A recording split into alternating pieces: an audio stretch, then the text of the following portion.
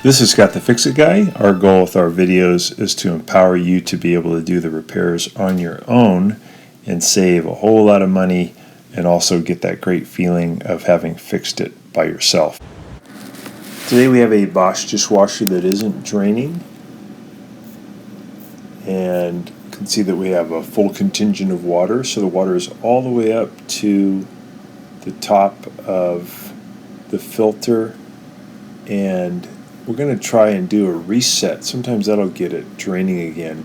So I'm just going to hold the start button for about 3 to 4 seconds until it says 001. Then when I close it, it'll start to get the drain going. And this often will reset different error codes that might pop up. It resets the computer and gets it doing a drain cycle to kind of reset the dishwasher. And this will often take care of drain problems and get it going. So it's pretty simple. You're just going to press that start button for about 4 to 5 seconds, at least 3 seconds, close the door, and you should be able to hear it drain.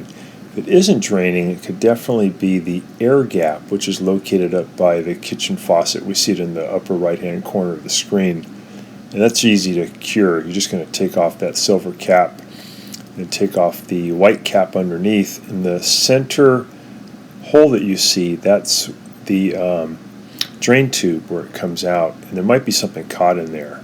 So that's another way to take care of it. But sometimes just pressing that reset sequence will get your dishwasher going again. Hopefully that's been helpful to you and gets yours going. And please subscribe when you get a chance, and we'll send you more repair videos. Thanks for watching.